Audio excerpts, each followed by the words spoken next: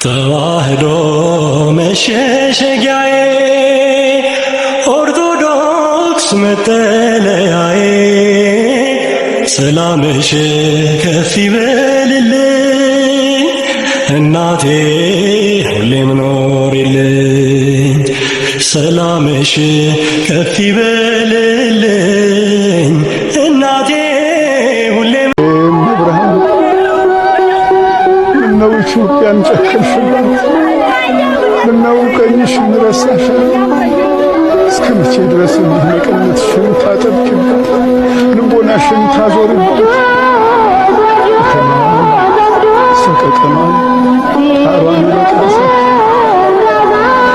አላንቺ እኮ ማንም የላት ብቻዬን ለምፈራ እሸሸግበት ጥጋጣ እምጠናበት ልባጣ መንፈስ የተፈታ ማማ ኢትዮጵያን እንዳልከዳት ላንቺ ብቻ ነው የምነግርሽ ላንቺ ብቻ ነው የምነግርሽ አንድዬ እናት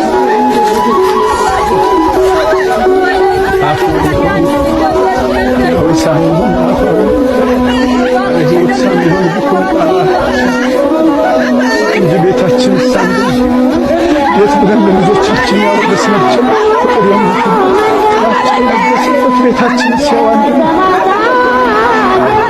አባቶቻችን እሳት ወለደ ሆኑ ቤታችን ሳንድ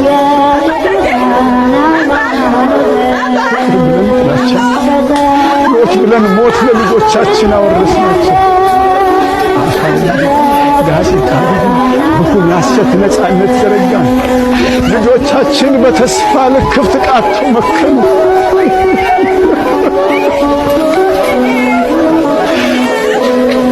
አንዲት ዱር አውሬ በምትወልድበት ልጇን ትበላለች አሉ ምጥ የጠናባት የመንፈስ ልጆችን በላ ልጆቻችንን በላን። ዘላለም አፋውን ያው ሳንሆን አፋውን ቃለ ሕይወት ሳንሆን ብኩም ቃላቶች ቤት ብለን ለልጆቻችን ያወረስን ፍቅር የሞተበት ጥላቻ የነገሰበት ቤታችን አባቶቻችን እሳት ወለደ ሆኖ ልጅነታችን ሳለን ፍቅር ብለን ጀግንነት ብለን ፍርሃት ለልጆቻችን አወረስናቸው።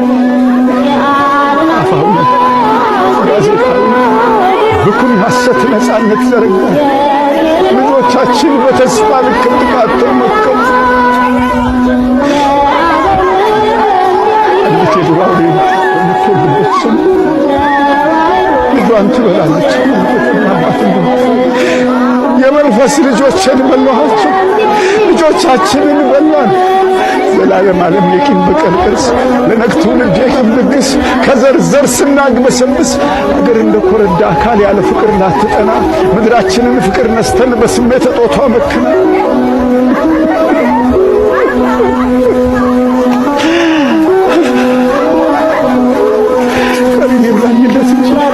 ክረምቱ ደረሰ። ልጆቼ ክረምታቸው ደረሰ።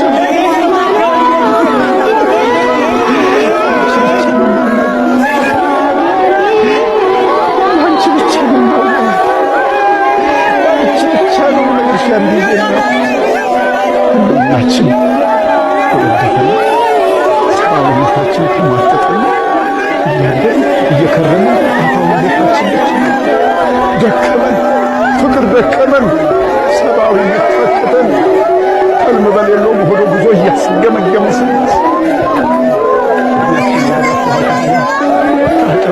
ወደ ቁልቁለት እየተናደን እየተነባበርን ተቆደስኩትን ተዋዋል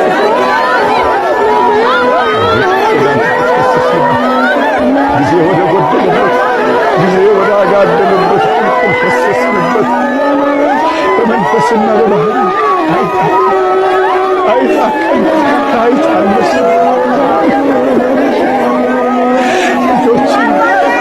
ልጆቼ የመንፈስ ልጆቼ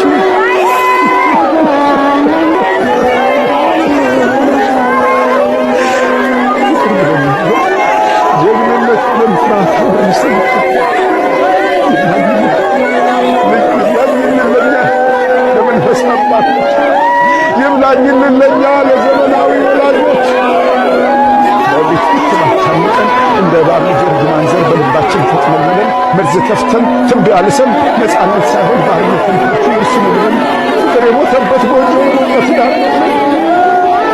ማለትን ያወረስነው እየናደን ቤቶቻችን በረግንባችን የሕይወት ጣዕሙን ሳይሆን ወቱን የፍቅር ወቱን ሳይሆን ስሙን የነፃነት ግብሩን ሳይሆን ተረቱን እንዳወረስነው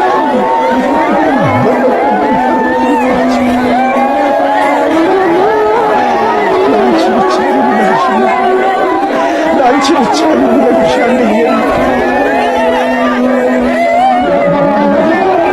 እባክሽን ንገሪልኝ ለጌታዬ ንገሪልኝ ለልጅሽ ንገሪልኝ አለቅም ንገሪልኝ።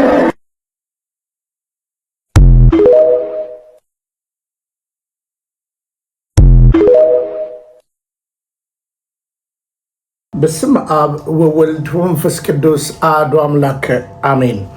ሰላም ተወዳጆች እንደምን አላችሁ? እኔ የፍጥረት ሁሉ ባለቤት እግዚአብሔር ይመስገን በጣም ደህና ነኝ። ተወዳጆች እንዴት ናችሁ? እንግዲህ ለኃያሉ መልአክ ለቅዱስ ገብርኤል የዋዜማ በዓል አደረሰን አደረሳችሁ። እንግዲህ ዛሬ በቀዳሚ ሰንበት እንግዲህ ነገ ደግሞ ሰንበትን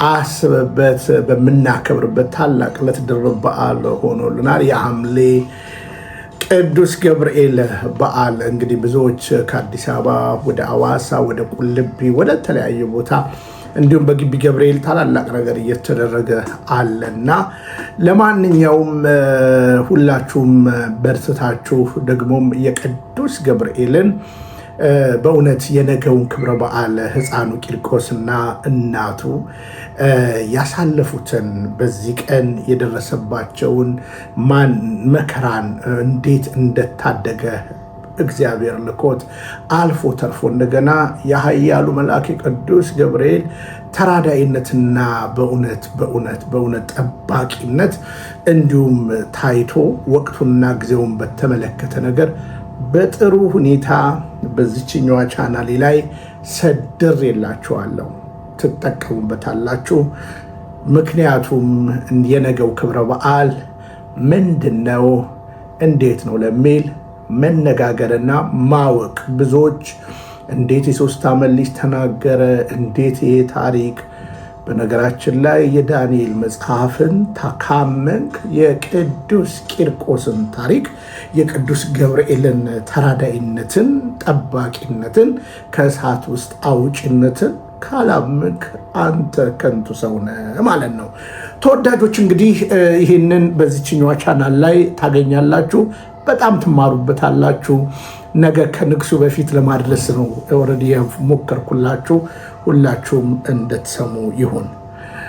በሁለተኛ ደረጃ እንግዲህ ማነሳላችሁ በዚህ ጉዞ ላይ ስትጓዙ አንዳንድ ወንድሞቻችን ስትሄዱም ስትመጡም የጥንቃቄ መልእክት ነው። ምክንያቱም ቴክኒካል መኪናችሁን አስመርምሩ ብለናል። ከዛ በእርጋታ ንዱ ብለናል። ምክንያቱም ጥንቃቄ ይጠብቃል፣ ማስተዋል ይጋርዳል። ክቡር ቃል አለ። ደግሞ መንገድን ለእግዚአብሔር አደራ አሳልፈ ስጥ፣ ጸልያችሁ ውጡ፣ መንገዳችሁን ለእግዚአብሔር አደራ አሳልፋችሁ ስጡ። ስለዚህ መልአኩ ከፊት ቀድሞ ወደ ስፍራው ያደርሳችኋልና አይዟችሁ ብዬ በአንረሳውም ፕሮግራሜ መግቢያዬ ላይ አንረሳውም።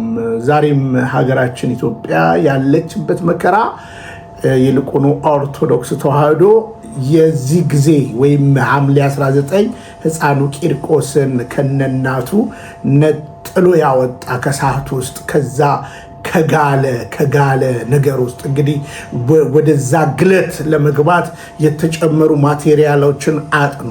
በቃ ያውኑ እኮ ኤርታሌ ማለት ነው። ከኤርታሌ ውስጥ ያወጣ መልአክ አሁንም ኢትዮጵያ ካለችበት መከራና ፈተና ይልቁኑ ኦርቶዶክስ ተዋህዶና ሰሜንን ለማጥፋት ከሚሰራው ሴራ የቅዱስ ገብርኤል ተራዳይነት፣ የቅዱስ ገብርኤል ፈጥኖ ደራሽነት አይለየን እላለሁ።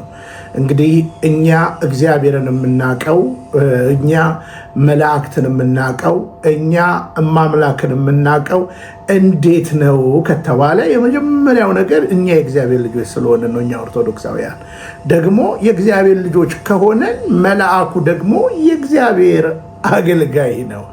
እማምላክ ወላዲተ አምላክ ደግሞ በግልጽ አማርኛ እመ ክርስቶስ አያችሁ የአምላክ እናት ነች። ስለዚህ እኛ ይሄ አይነት ሕያው ቤተሰብ ውስጥ ያለን ስለሆነ ግራ አትጋቡ። እኛ መላእክት አናመልክም። እኛ እማምላክ ወላዲተ አምላክን አናመልክም። የምናመልከው እግዚአብሔርን ነው። እግዚአብሔር አንድም ሶስትም እንላለን። መቼስ ለመለኮት ይሄ አንልም። በመለኮት አንድ በአካል ሶስት ብላ ቤተ ክርስቲያን አስቀምጣልናለች እና መርሃ ግብራችንን በአንክሮት ተመልከቱ። የምናመልከውን ጠንቅቃችሁ እወቁ። ነገ ለምሳሌ ቅዱስ ገብርኤል ነው። በዛ ዕለት የሚቀደሰው ቅዳሴ ነው። በእውነት ለመናገር እስቲ ጠጋ ብላችሁ ቅዳሴውን ስሙ።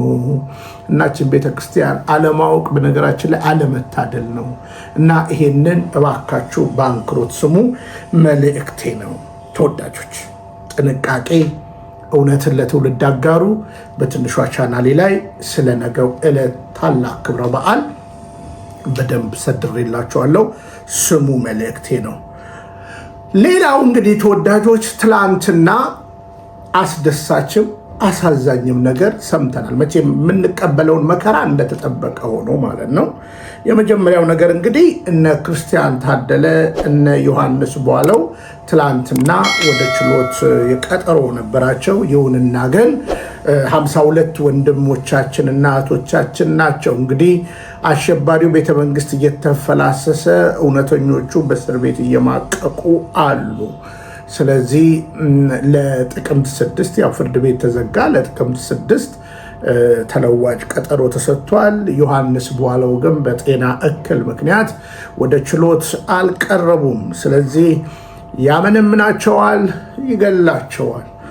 ይህ ሳይለንት የጸጥታ ገዳይ ሲስተምና የጸጥታ ገዳይ ጉዳይን በደንብ ወደፊት እናወሳለን።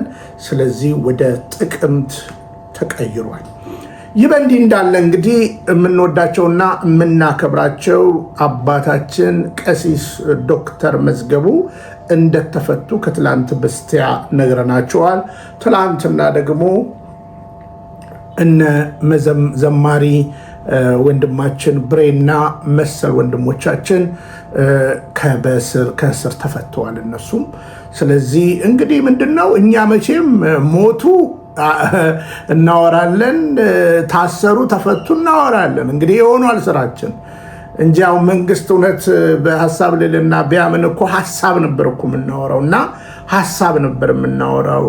ለክፎች መልሳቸውን ነበር የምንሰጠውና ጊዜያችንን ታሰሩ ተፈቱ መሰል ነገሮችን እያወራን ነው። እና ለማንኛውም ምንም ብናዝን ምንም በመከራ ውስጥ ብንሆን እንግዲህ ያሰረው ለጊዜው ፈቷል። ነገ መልሶ ሊያስር ስለሚችል መታመኛችን እግዚአብሔር ነው እንላለን። ክርስቲያን ከመታሰሩ በፊት ምን ብሎ ነበረ? እሱን እንስማና እንግዲህ ዛሬ ጠንከር ያሉ ሀሳቦች በአስቴር በዳንኤል ክብረት በአህመዲን ጀበልና በኡስታዝ ታዬ ቦጋለ እመጣለሁ። የወደፊቱ ኡስታዝ ማለት ነው እና በዛ ዙሪያ እንትናረስ ወንድማችን ክርስቲያንን ንግግር እንስማ።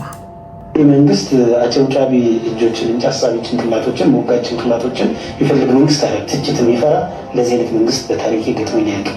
በእኔ የህይወት ተሞክሮ ትችት ፈር ነው። አጨብጫቢ አወዳጅ አሞጋጅ የሚፈልግ እንጂ በደረጃ አኳን ጥያቄ የሚጠይቅ የሚሞግት ጥያቄዎችን ከመመለስ ይልቅ ጥያቄዎችን ማጥፋት የሚቀናው መንግስት ነው። ይሄ ሀቅ ነው።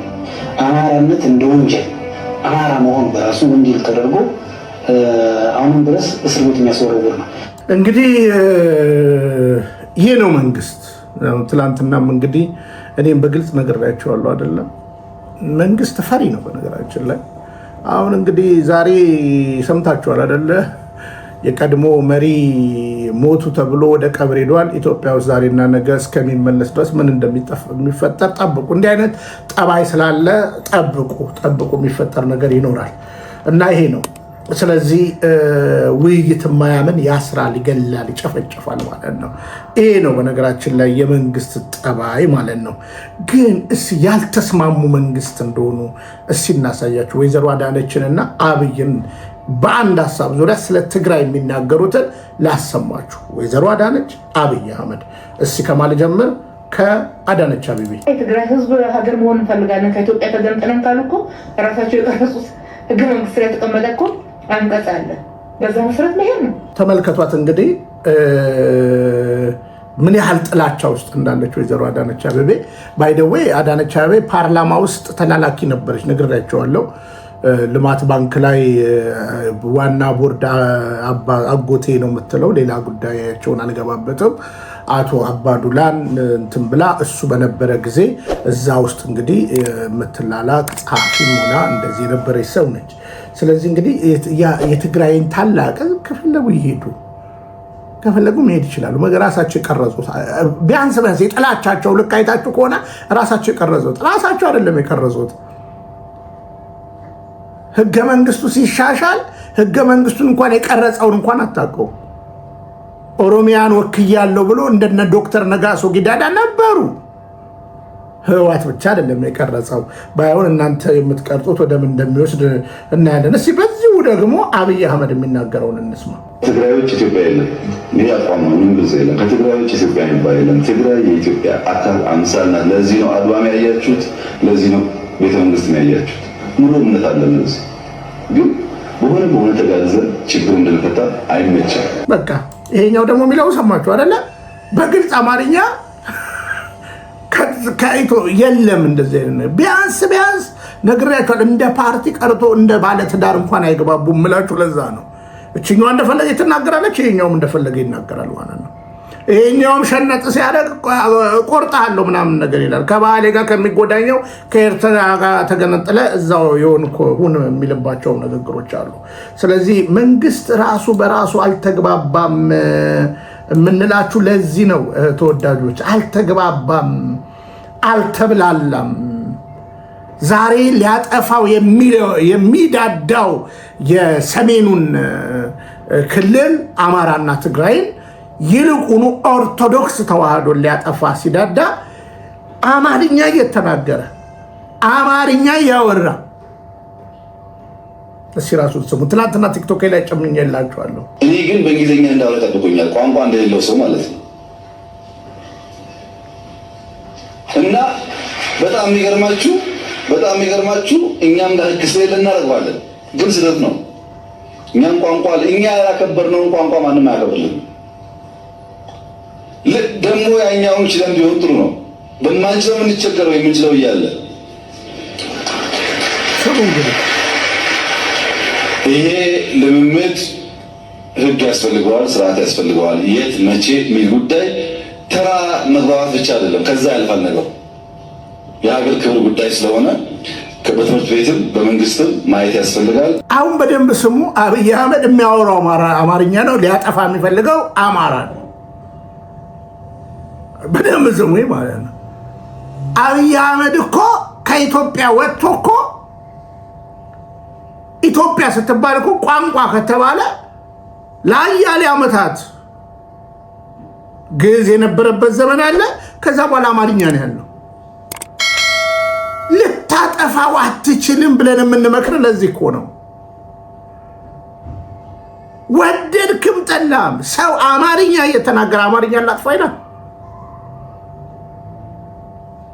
እና አለኝ የምትለውን ቋንቋ ለምን አታወራም? እዛ አሁን ፓርላማ ውስጥ እንኳን ማንም አይሰማም። ጥቂት ሰው ነው ሊሰማ የሚችለው። ግን ቀጥሎ የተናገረውን ቀጥዬ አጎዳኝቼ እነግራችኋለሁ። ቀጥሎ የተናገረውን ስሙት። ትምህርት ማስረጃ በትምህርት ብቻ ሳይሆን በመንግስት ቤትም ከፍተኛው ችግር እሱ ነው። እሱም መታየት አለበት። እኔ ቢታይ የውሸት ትምህርት ማስረጃ በትምህርት ብቻ ሳይሆን በመንግስት ቤትም ከፍተኛው ችግር እሱ ነው። እሱም መታየት አለበት። እሺ አብይዬ፣ የውሸት የትምህርት ማስረጃ ማጋነ ያለው የውሸት የትምህርት ማስረጃ ማን ነው የተገለገለው? ከአንተ ለምን አትጀምረም? ከአንተ የትምህርት መረጃ 12ኛ ክፍል እንደጨረስክ 11 እና 12 እንደጨረስክ ተነግሯል። ከሀገር ቤት ግን ስትወጣ እስከ 7 እንደተማርክ ይታወቃል። 8፣ 9፣ 10 የት እንደተማርክ አይታወቅም። 11 እና 12 ደግሞ እዚህ ቦታ ተማርክ ተብሎ ይሄው መረጃ። ጠቅላይ ሚኒስትር አብይ አህመድ ዶክትሬት ዲግሪ በስርቆት መገኘቱን አረጋግጫለሁ ሲል ወርልድ ፒስ ፋውንዴሽን አስታወቀ። ሰው ቆሽሿል። መስረቅ ባህል ሆኗል። መዋሸት፣ መቅጠፍ ባህል ሆኗል። የያዘው ቦታ ትልቅ ሊሆን ይችላል፣ ቀጣፊ ነው። ጥያቄ ሲነሳበት የነበረው የጠቅላይ ሚኒስትር አብይ አህመድ የዶክትሬት ዲግሪን ሊያሰርዝ የሚችል በቂ የጥናት ስርቆት ማስረጃ ማግኘቱን የዓለም ሰላም ፋውንዴሽን አስታውቋል። ጠቅላይ ሚኒስትሩ እንደ አውሮፓውያን አቆጣጠር በ2017 የዶክትሬት ዲግሪያቸውን በአዲስ አበባ ዩኒቨርሲቲ የሰላምና ደህንነት ጥናት ተቋም ከተቀበሉበት ጊዜ አንስቶ በዶክትሬት ዲግሪያቸው ላይ የህጋዊነት ጥያቄዎች ሲነሱ እንደነበር ተቋሙ አስታውሷል። በ1994 ዓ.ም በኮምፒውተር ኢንጂነሪንግ ከማይክሮሊንክ ኢንፎርሜሽን ኮሌጅ የመጀመሪያ ዲግሪ ያላቸው የሥራና የፖለቲካ ተሳትፎ በዚህ ላይ በርካታ ትልልቅ ቦታ ላይ ደረሱ የሚባሉ ሐኪሞች፣ ኢንጂነሮችን ማንሳት ይቻላል። በቅርቡ እንዲያውም እንደማስታወሻ እንዲሆን 95 ዓመተ ምህረት 96 ዓመተ ምህረት የኛ እዚህ ተማሪ ነበሩ። የአሁኑ አዲሱ ጠቅላይ ሚኒስትራችን የኛ እዚህ ተማሪ ነበሩ፣ እዚህ ነበሩ። እሳቸው እንደዛ ያሉ ተማሪዎችን ያፈራ ትምህርት ቤት ነው። መምህሩም ምኑም በደንብ ነው የሚያስታውሳቸው። በተለይ አስተማሪዎቻቸው ጥሩ ዲሲፕሊን የነበራቸው ተማሪ እንደነበሩ ይገልጻሉ። ስለዚህ ትምህርት ቤታችን ይሄን ጠቅላይ ሚኒስትር ማፍራት ችሏል።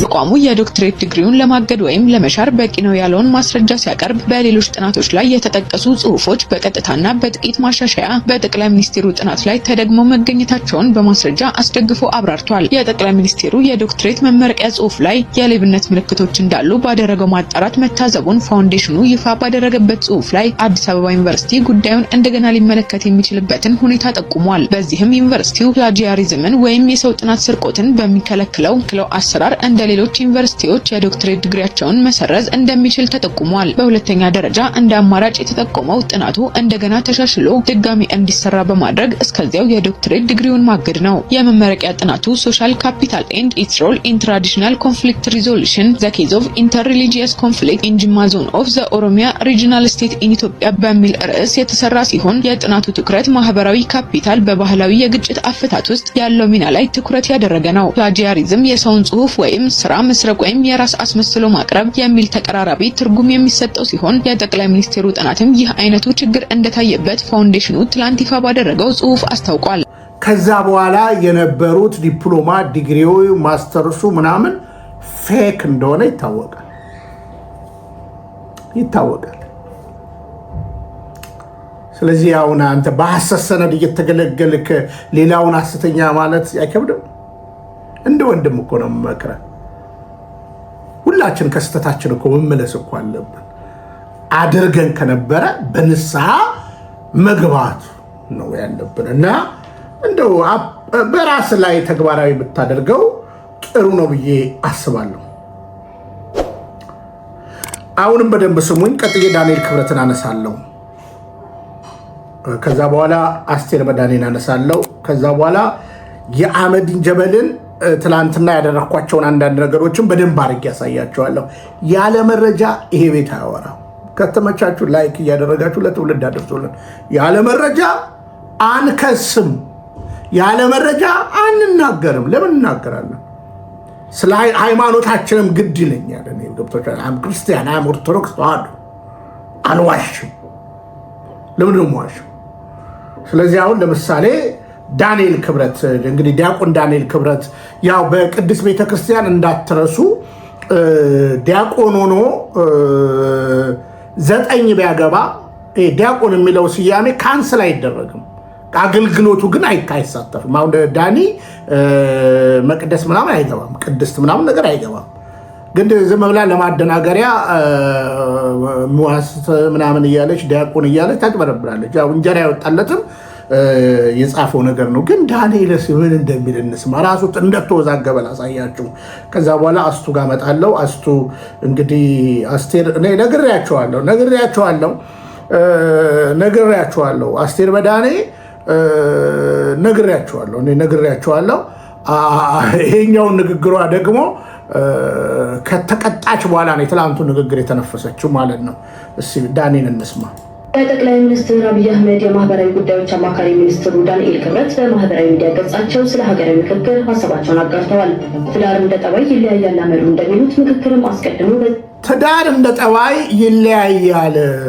እውነት ነው። ዳኒ ያው ብዙ ነው ያገባው፣ 3 ምናምን እንደዚህ ነው ያገባው እና እውነት ነው። ትዳር እንደ ጠባዩ ጥሩ ነው።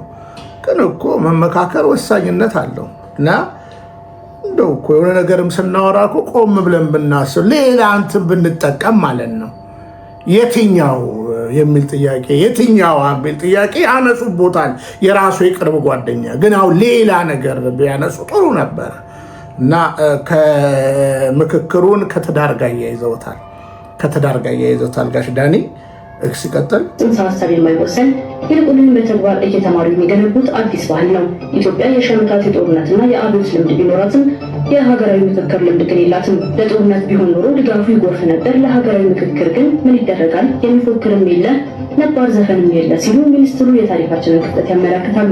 ሂደቱን ለሚተቹትም ኳስ ነክቶ የማያውቅ የኳስ ተንታኝ ናቸው በማለት ምላሽ የሰጡት ዳንኤል ክብረት ምክክር እንደ ትዳር ነው፣ ጸንቶና ታግሶ ለቆየበት በየምክንያቱ ፍቺ ለሚያበዛ ግን ፈት ይሆኑበታል ሲሉ የምክክሩን ወሳኝነት በጥብቅ ያሳስባሉ። እንግዲህ ዳኒ ሳያጠብቁ አጥብቁ፣ ሳይኖሩ ኑሩ፣ ሳይመከሩ ደግሞ መካሪ ያደረጉት ያው እንዳልኩት ያልተማረ ሰው ነው ወደ ሹመት ያመጣው። ያው አመሯ ብለው ሸውደውን ይሄን ነገር አድርጓል። ግን ዳኒ ቻሌንጅ ላድርግ እስኪ። ዳንኤል ክብረት ባለውለታዬ ነው በነገራችን ላይ። እኔ ባይገርመኝ የፍራሽ አዳሽ ኦርቶዶክስን እንዳካረዱኝ ሰዎች አንዱ አንተ ነህ። በቅርብ ቀን ለዛውም አንድ መጽሐፍን በጣም እፈልጋለሁ የምንኩስናን በተመለከተ ከና አባ አንጦንስ እና አባ ጳውሊን እንትን ያልክበት እሱም መጽሐፍ እፈልጋለሁ እያለሁ ከኢትዮጵያ መቼም በጋራ ስለጻፋችሁት ማለት ነው እና መጠሪያ ስሙ ያንተ ቢሆንም ማለት ነው። ዞሮ ግን ዳኒ አንድ ጥያቄ ልጠይቅህ። ምክክር የለም ብለህ ተናግረሃል። ምክክር አለ። በአብይ ዘመን ግን ምክክር አይደለም። ትግራይን አግልለህ አማራ ክልልን አግልለህ ጦርነት እየታመስን ኢኮኖሚው ጫፍ ምንድን ነው የምትማከሩት? አሁን የምትማከሩት? ይታወቃል እኮ ጦርነት ይቁም ነው ዋናው ነገር። ምንድነው አሁን? ኢትዮጵያ እኮ አመሳችኋት እንጂ እኮ ሰላማዊ እኮ ሀገር እኮ ነች። በነገራችን ላይ እንኳን በመለስ ዜናዊ ዘመን ኢትዮጵያ ሰላማዊ ሀገር ነች። በነገራችን ላይ ሰላማዊ ሀገር ነች። አድርቄ ነው የምነግርህ። አመሳችኋት። አሁን የፎቶ ሾው የቪዲዮ ሾው እያሳያችሁ አመሳችኋት ሀገሪቷ። ስለዚህ እናንተው እያፈነዳችሁ እናንተው ፈነዳብን ትላላችሁ። ይህ ስላልቻላችሁ። የአንተ ደግሞ በጣም ለየት የሚያደርገው በመቅደሱም በሴኩላሩም ነው የምታምሰው።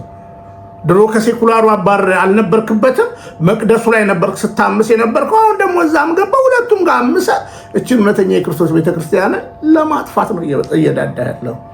ስለዚህ ዳኒ ያልኖርክበትን አንደኛ በጽናት ጸንተ ስትኖር ነው ከመጀመሪያዋ ጋር አንተ እንደፈለግ ቀያይረህ ምናምን ነገ እኮ ተሸብልለ ሌላ እኮ ትላለህ። በነገራችን ላይ እና አያምርም። ገብቶሃል? አያምርም። ዳኒ አያምርም። ከዛ በተረፈ ጤነኛ ብትሆን ያጠገብ ላለው ስለ ኦርቶዶክስ ተዋሕዶ ያ መጽሐፍን ቁጭ ብለህ አንብብለት። ቁጭ ብለህ አንተ ራሱ የጻፍካቸው የድሮ መጽሐፍቶች እስኪ መልሳችሁ አንብቡት። ዳሩ ያው የጻፋችሁትም አይመጣም። አንድ ሰው እኮ የጻፈውን እኮ መኖር እኮ አለበት አይደለ? የጻፈውን እውነት መካድ የለበትም።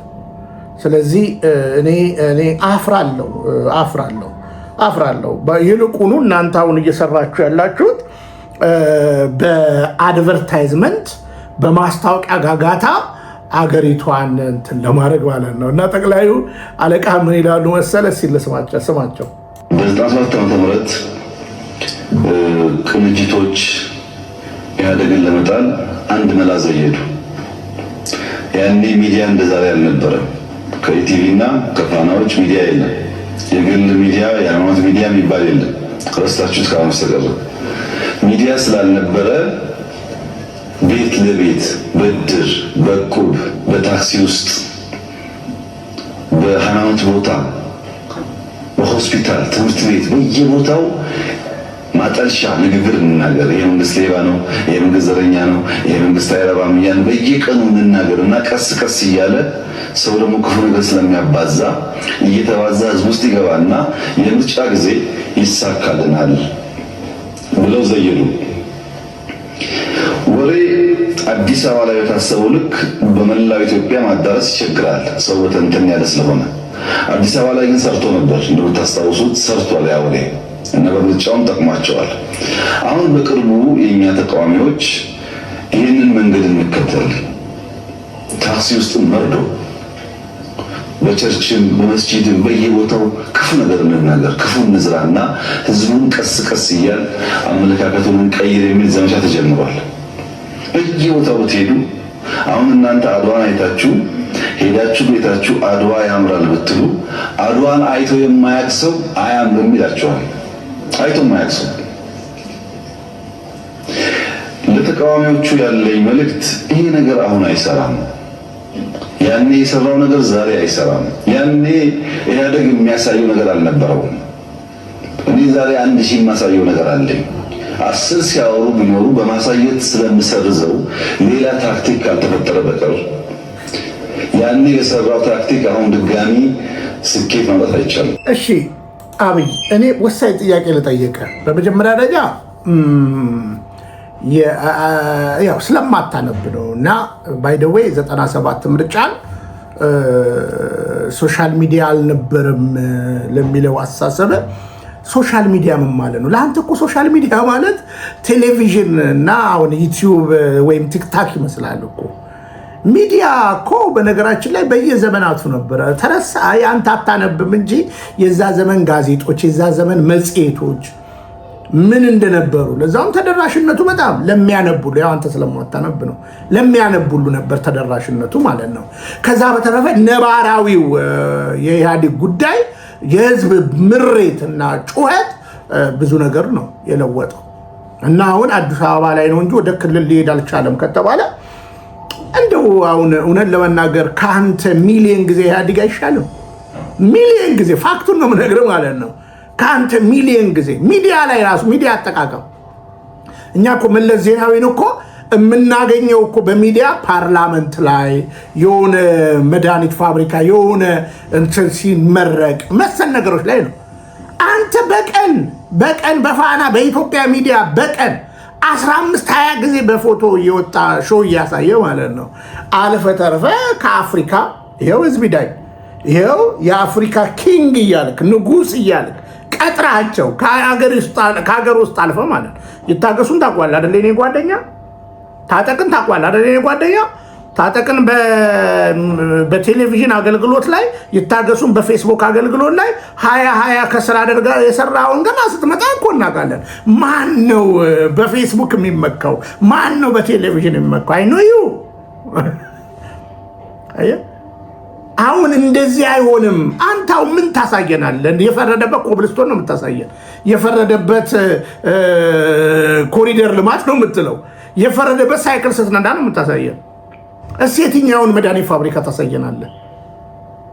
የጦር ምናምን ነው የምትለን። እስ የትኛውን ማዳበሪያ ፋብሪካ ነው የምታሳየን?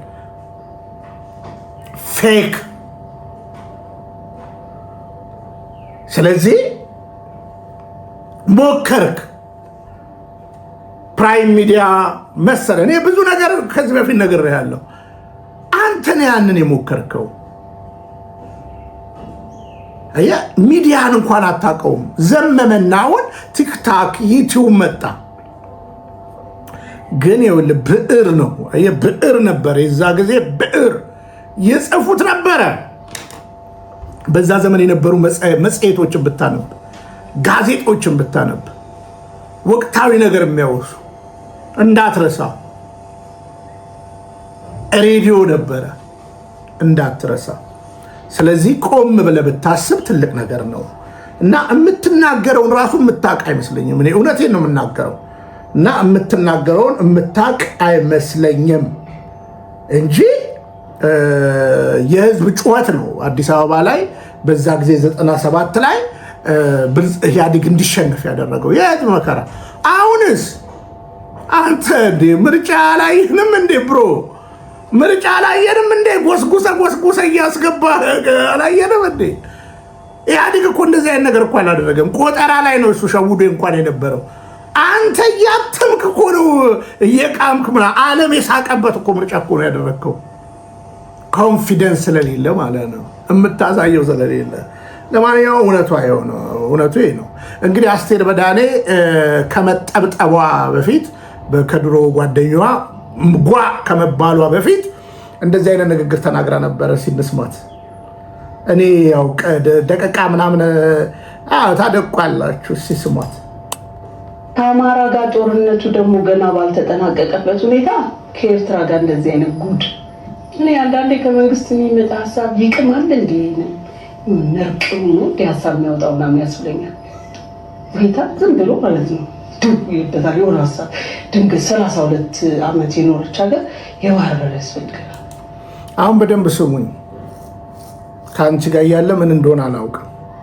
ይቅማል እንዴ ምናምን ነገር እኔ ብዙ ክፉ መናገር አልፈልግም። አስቴር በዳኔ እንግዲህ እንደዚህ አይነት ንግግር ስትናገር ነበር። ከዛ በኋላ ነው እንግዲህ አደብ የገዛቸው። አደብ ሰሞኑን ነው የምነግራቸው። ያው አስቱ ስታንድ የላትም ምንም እውቀትም የላትም። በነገራችን ላይ ምንም እውቀት የላትም። በነገራችን ላይ አይኖ በደኔ አውቃታለሁ። አስቱን ብዙ መክሬያታለሁ የአቋም ሰውኝ ብዬ ማለት ነው። እና ያው በዚህ ንግግሯ ተጠብጥባለች። በደንብ ልንገራችሁ፣ ስሟታው ነው ይበታል የሆነ ሀሳብ ድንገት 32 ዓመት የኖረች ሀገር የባህር በር ያስፈልጋል። እዛ ጋር እኮ ቀረ በቃ ተዋጋ። ከዛ ኤርትራን ሀገር አረካት። አሁን ኤርትራ ሀገር ሆና ዓለም የተቀበላት ነች አይደለ? የባህር በር ተከራይተህ ነበር የምትኖረው አይደል? 32 ዓመት በዛ ትቀጥላለህ። ከኤርትራ ጋር ደግሞ ያለውን ባህር በር ፈልገዋለሁ እሱ የኔ ምን አለበት ምናምን ድንገት ተነሳ አትልም እኮ ነው። ከፈለግከው ስለተቀራረቡ ኢሱ ምናምን እየተባባሉ ስለተጎራረሱ ቀለበት ስላደረጉ ምናምን የሆነ አይተናል። በዛ ፍቅር ሙድ ውስጥ ካሉ አሁንም በቃ ነው በሰላም ያንን አብረው በጋራ የሚጠቀሙበትን ነገር ይፈጥራሉ እንጂ ገባ አይደለ? እኔ እሱ ባይሆን ከትግራይ ጦርነት ስንላቀቅ ከአማራ ጋር ጦርነቱ ደግሞ ገና ባልተጠናቀቀበት ሁኔታ ከኤርትራ ጋር እንደዚህ አይነት ጉድ what is next? እንግዲህ ቀጣዩ ምንድነው ባለችበት ኔክስትማ ይሄ ነው ብሎ አቀመሳት።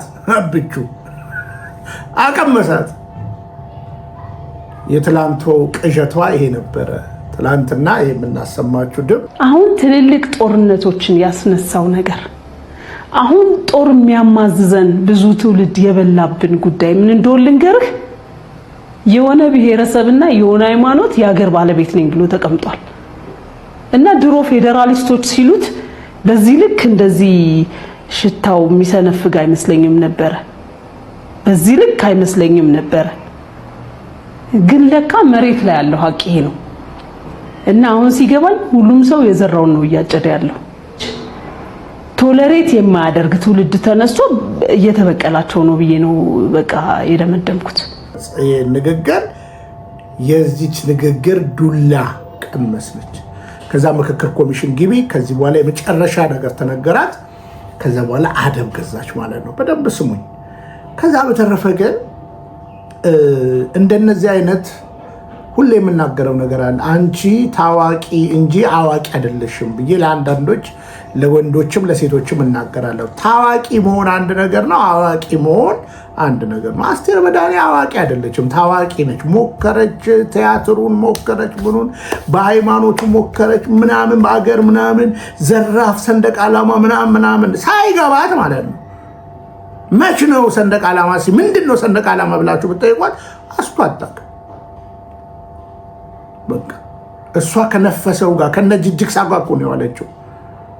ከነ ማነው ስሙ ቀጀላ ጋር እኮ ነበረች። ሰለሞን ሹምዬ አቀርቧቸው ማለት ነው። አንዴ ሰለሞን ሹምዬ ማጆሪቲ እብዶች ሰብስቦ ጥቂት ጤነኞችን ሰብስቦ ሻይ ቡና በሉ ተብሎ እነሱ ሻይ ቡና አያውቁም። እንደው ታዋቂ እና አዋቂ መሆን በጣም ሩቅ ነው። እና ጥቅሱን ብትጠይቋት አታውቀውም። ስለ ሀገር ብትጠይቋት አታውቀውም። አገር ከቲያትር ታልፋለች። አስቱ እንደው ደራሲ ምናምን እያላችሁ ለማንኛውም ጊዜው እንግዲህ እናንተ ስለሆነ አስቴር እንግዲህ ወደ ገረፋ የገባችው ሁለተኛው ገረፋ። የመጀመሪያው ትዝ ካላችሁ አብይ አህመድ እንዳልኳችሁ ነው። እኔ ውሸት አልወድም። ጓደኛዋ ነበረ ዝኑ አሜሪካ እያለች ጓደኛዋ ነበረ። ከራሷ ከአስቱ አፍር የሰማሁት አብረው ነበረ እንደፈለጉ የሚሆኑት ማለት ነው በአጭር አማርኛ። እሱን እንግዲህ አዳምስ ጂም ቤት እዛ ነግሬያቸዋለሁ። ጂም አሰሪው እኔ ጋ ነበር እዚህ ኢትዮጵያ ኡጋንዳ ማለት ነው። እኔ ውሸት አልወድም እና እያንዳንዱን የአብይ ነገርን እሱ ነግሮኛል ማለት ነው ከማውቀው በላይ ማለት ነው። እና አስቱዬ እንግዲህ እንደ ልማዷ አርቲስቶች ሰበሰበና አብይ አህመድ ወደ ቤተ መንግስቱ ሊያማክር ወደ መንበሩ እንደመጣ እንደ ልማዷ የእንትን ነገር ሆነና ለካ በጓዳ የለመደችውን በአደባባይ ልትረ አስወጣት፣ አባረራት። ከዛ ብዙ መናገር ጀመረች። እሱን ለማብሸቅ ከቤተ መንግስቱ ስር ሂልተን ጋር ብዙ ነገር ታደርግ ነበረ። ብዙ ነገር አለ።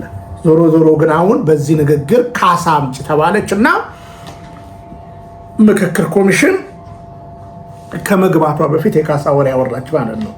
ስለዚህ የካሳ ወሬዋ ደግሞ ይሄው እንግዲህ እውቀቷን አሳየን ማለት ነው። እና አንዳንድ ሰዎች ስታንድ ይውራቸው። በነገራችን ላይ ፖለቲካዊ አቋም እኮ እስከ ሞት ነው፣ እንኳን ሃይማኖታዊ ማለት ነው። እኛ ዛሬ እኮ አገራዊና ሃይማኖታዊ እውነትን ይዘን እኮ ስንነጋገር ለምን እንዋሻለን? ሚናችንን ለይተን ነው የምንናገረው። እኔ ኩሩ ኢትዮጵያዊ ደግሞም ኦርቶዶክሳዊ ነኝ ስል ኦርቶዶክስነቴን በመረጃ ያሳያለሁ፣ ኢትዮጵያዊነቴን በመረጃ ያሳያለሁ ማለት ነው። ስለዚህ እና አስቱ ቀልድ ላይ ናቸው ነው። ከዛ እንግዲህ የአህመዲን ጀበልን በጣም እንድትከታተሉ ይፈልጋለሁ። ዛሬ አህመዲን ጀበል ጥሩ ሰው ነው ምናምን ብሎ ትላንትና ታዬ ቦጋለ እንደፈለገ ሲያወራ ነበር አለ። ዛሬ በደንብ እሱን ማሳየት ስለምፈልግ ማለት ነው። ስለዚህ እስቲ ታዬን እንስማውና የአህመዲን ጀበል ቡድን ገዳይና አራጅ መሆኑን በመረጃ ያሳያቸዋለሁ። በዚህ አጋጣሚ ትላንትና እውነት ለመናገር ከአንድ ሰው ጋር ተገናኝቼ ነበረ። እንዳልኳችሁ ውሸት አልወድም እና ይሄ ሰው ሰሞኑንም አግኝቼው እንደ አጋጣሚ ተገናኘን እና ሙስሊም ነው። ምንድነው አልኳችሁ? ሙስሊም ነው። እና ምን ብዬ ጠየቅኩት? እኔ በነበርኩበት ዘመን እስልምና ሙስሊም ኢቫንጀሊዝም ሰርቻለሁ። አላዋና ዙሪያዋ መሰል ቦታዎች ላይ አስተምሬያለሁ። እስልምናን በተመለከተ እንዳልኩ እስልምና በክርስትና ፊት የሚቆምበት የትምህርት ሞራል የለውም፣ እውነት እንነጋገር ከተባለ እና ይሄ ወንድምን እስልምና ለምሳሌ በእኔ ዘመን ሱኒ ሻሃ ምናምን እያላችሁ 8 ብለን ነው የምናስተምር የነበረው። ዛሬ እንግዲህ ከ50 በላይ ወደ 200 ምናምንም ደርሷል የሚባል ነገር አለ። አዎ ልክ ነው ቢኒ አለኝ። ስለዚህ እነዚህ እነ አህመዲን ጀበል እና እነዚህ መሰሎቹ እውነት ለመናገር የእስልምናን ነገር ይወክላሉ ብዬ ጠየቁት እና ይሄም በመናገሪ ይከፋሃል ወይ? እኔ እስልምና ላይ ጠንክሬ እሰራለሁ። እንደ እምነት በክርስትና ፊት የሚቆምበት ነገር የለም ከታሪክ ውቅርም በአካል ነው በነገራችን ላይ ነገር የምናገረው እና ሌሎች ወንድሞችም ባሉበት ነው የተናገርኩት ማለት ነው። በደንብ ተወያየን። ብራዘር የአህመዲን ጀበልና የቡድኖቹን የክፋት ጥግ የዓላማቸው ውቅር በቃ አለቀ። እነሱ ከቦኮ ሃራም ከአልሸባብ ጋር ነው እስልምናን እንኳን የሚወክሉ አይደሉም ብሎ አያሌ ነገር አነሳ። ስለዚህ በእናንተ ዘንድስ በእናንተ ልክ በቃ ሆን ተብሎ አብይ አህመድ ያቀናበራቸውን አይተህ ከሆነ ወደ ንግስናው ሲመጡ ቀጥታ እነዚህ ሰዎች ናቸው ፈቶ በቤተ መንግስቱ ካንደላቀቃቸው ሰዎች እነዚህ ጎራዎች ናቸው። ዛሬም እነሱ ናቸው። ነገ ያልፋል። አብይ ካለፈ በኋላ በእውነት ሙስሊም ከሌላ ቤተሰቡ ጋር አብሮ ይኖራል ወይ? ይሄንን ብሎ አንዳንድ ንጽጽር የሰሩ ሰዎችንም ነገረኝ፣ አሳየኝ፣ አወራን። በደንብ ስሙኝ እና በኋላ ለአህመድ ጀበል መልስ ስመልስ ሙስሊሞችን ራሱ ፊዚካሊ አናግሬ እንደማወራ እንድትረዳ ነው፣ እንድትማር ነው። የክፋት ጥግን፣ የአመፃ ጥግን፣ የንግግር ቅርሻትህን መልሼ ስለማውጥ ማለት ነው። ከአንደበት ማን እንደሆንክ ማለት ነው። ይህን ህዝብ ለማባላት ለማገዳደል የምትሄዱበት ነገር ምን ያህል የከፋና የከፋ እንደሆነ ከአብይ አህመድ ፓርቲ ጋር አበክሬ ነው የምነግርህ ማለት ነው። ሀጂ ሙፍቲን እንዴት እንደተገደሉ የነበረውን ብዙ ነገር ነው እና እንነጋገራለን። አሁን ያለው መሪ ማጆሪቲ እስልምና አይቀበሉም። አሁን ያለውን የእስልምና ሼህ ነኝ የሚለው ማለት አይቀበሉም። ስለዚህ ኦልሬዲ አገር እንደተጠለፈች ኢትዮጵያ ተጠልፋ ለአንድ ገዳይ መንግስት እንደተሰጠች እስልምናም እንደዚህ ነው ተብሏል። እና ለማንኛውም የታየን ግን እንናገርና ታየ ምን እንደሚያወራ እንስማ። የደከሙ ኢትዮጵያ የ3000 ዓመት ታሪክ አለ የሚል እኔ ቃላት አልመድ ቆይ ኢትዮጵያ ለዛውም የ3000 ዓመት አይደለም ታሪክ ያላት ታየ። መጽሐፍ ቅዱስ እንግዲህ መጽሐፍ ቅዱስን አንዱ ስናይ መጽሐፍ ቅዱስ መጽሐፍ ነው። እንደገና እንደ ታሪክ መጽሐፍ እንኳን ብትቀበለው መጽሐፍ ቅዱስ በእውነት ለመናገር እንደ አንድ ኦርቶዶክስ እንደ አንድ የታሪክ እውቀት ለምሳሌ ስለ አዳም ስታነሳ ከ3000 ዓመት እንደ አገር ተብሎ እኮ ሲጠራ እኮ ኢትዮጵያ ነች እኮ የተጠራችው ብሮ። ስለዚህ ምን ያስልሃል ታየ ቦጋለ? ምን ያስልሃል? የ3000 ከዛ በላይ ታሪክ አላት ኢትዮጵያ። የት ታውቃታለህ ኢትዮጵያን? አሜሪካኖች ግን እግዚአብሔር የሥራችሁን ይስጣችሁ። ይህን ሰውዬ አንረዳም ብላችሁ አስነቅላችሁ መለሳችሁት። ይሄው እንደፈለገ ታሪክ ያዛባ ጀመረ። ቀጥል። ስለ አፄ ምኒልክ ስናገር፣ ስለ አፄ ቴዎድሮስ ስናገር፣ ስለ አፄ ኃይለሥላሴ ስናገር ጀግና ነኝ መልካምነታቸው። አሁን ስለ አፄ ምኒልክ ስለ አፄ ቴዎድሮስ ተናግረሃል። መልካምነታቸውን ጃገማ ኬሎን አንስተ ተናግረሃል። ማን ክፉ ተናገረ? እሺ አሁን በደንብ ስሙ። ስለ አባ ገዳ ስናገር ይላል ደግሞ ልክ ስለ ገዳ መልካምነት ስናገር በሬክተር ስኬል መንቀጥቀጥ ይጀምራል። ኡስታዝ አህመዲን ጀበል ኢትዮጵያ እንድትፈርስ የሚፈልግ ሰው አይደለም። እሺ እንግዲህ በደንብ ስሙኝ። ለምን እንደምንንቀጠቀጠው ገዳን እኮ በነገራችን ታየ ቦጋለ አይደለም ያስተማረው። የገዳ ስርዓት እኮ የ8ኛ ክፍል የታሪክ መጽሐፍ ላይ እኮ አለ። ምንድነው የሚያንቀጠቅጣል? የገዳ ስርዓት ምንድነው? ኢትዮጵያ 84 ብሔር ብሔረሰቦች 86 ብሔር ብሔረሰቦች አሉ። ስለዚህ በእያንዳንዱ ስር የተለያዩ ስርዓቶች ይኖራሉ። የገዳ ብቻ አይደለም፣ የተለያዩ ስርዓቶች አሉ። ታሪካቸው በአደባባይ የወጣ እንዳሉ ሁሉ ያልወጣም አለ። እንኳን የገዳ እኮ የቤታችን ስርዓት እኮ ከአንዱ ባህል ወደ አንዱ ባህል እኮ የተለያየ ነው። ምን ታመጻድቃለህ? ግን ወደድክም ጠላህ እስከ ኃይለ ማርያም ድረስ አገርን የመሩ መለስም ቢሆን መንግስቱ ኃይለ ማርያምም በድካም በብርታት የትኛውንም ዘመን ቁጠርና እስላም ኢትዮጵያን መርቶ አያውቅም። እንግዲህ ኃይለ ማርያም ኦንሊ ጂሰስ ነው፣ ክርስቶስ በስጋ አልመጣም ብሎ የሚናገር ነው። አብይ አህመድ ሙስሊምና ጴንጤ ነኝ ይላል። እንዲህ ስትፈቀው ጴንጤ ነኝ ይላል፣ ስትፈቀው እስላም ነኝ። እኔ አይደለም ከራሱ ነው ያሳየው። ወደድክም ጠላ መለስ በድካም በብርታት ኦርቶዶክሳዊ ነው። መንጌም በድካም በብርታት ኦርቶዶክሳዊ ነው። ኃይለ ሥላሴ ምን ላንሳለን? ወደዛማ ብትሄድ ምን እናነሳለን? ምኒልክን አፄ ዮሐንስን እያልን ወደኋላ ብንቆጥርና አንድም እስላም መሪ ኢትዮጵያን አልመራትም። ይህ ማለት ግን እስልምናን ጠል ማለት አይደለም። ታሪካዊ ውቅርን ነው የምናወራው። የሌለውን አለ ብለህ ግን ለምን ህዝቡ ለማጋጨት ትመጣለህ ማለት ነው። ስለዚህ ይጠብቀን እግዚአብሔር። ለማንኛውም እስኪ እንስማው አህመዲን ጀበል ስለሚናገር ማለት ነው። ኡስታዝ አህመዲን ጀበል ኢትዮጵያ እንድትፈርስ የሚፈልግ ሰው አይደለም።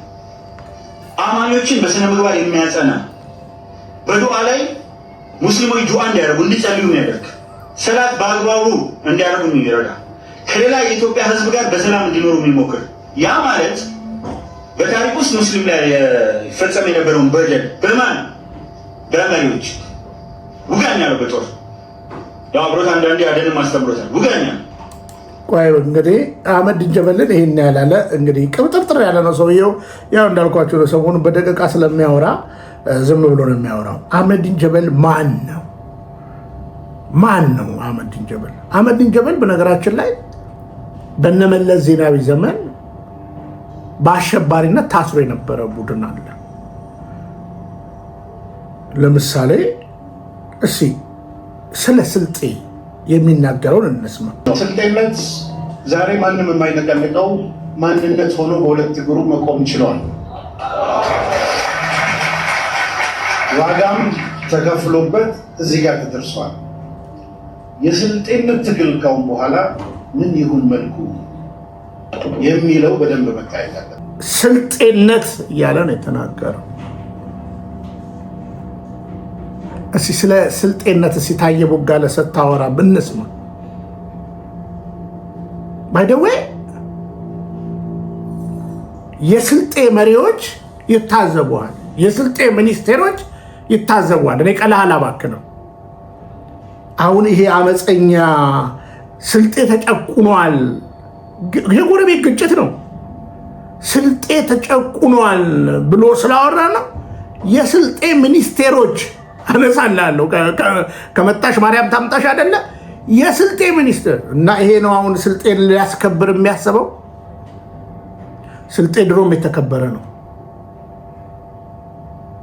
ግን ጫወታው ሌላ ነው። ጫወታው ሌላ ነው። ጫወታው ሌላ ነው። ቁማሩ ሌላ ነው እንጂ ስልጤ በስራ ብርቱ ታታሪ ቀላል አባክንም። በኢህአዴግም በኃይለማርያም ዘመን በአሁንም በብልጽግና ሰሞን ስልጤ የሆነው እንትኖች አሉ፣ ሚኒስቴር ይሆናሉ እናነሳለን። ቀላል አባክንም። ግን አሁን ይሄ ሰውዬ እሺ ሃይማኖተኛ ነው ትለኛል አይደለ? ይኸው ስለ ስልጤነት ነው የሚያወራው። እሺ እኛ ስናወራ ፋኖ ናችሁ ትሉናላችሁ። እሺ ግን ስልጤ ተጨቁኗል። እሺ ጻፉልኝ። ግጭት ነበረ። ኧረ የዚህ ሰውዬ ንግግርን በደንብ ስማ።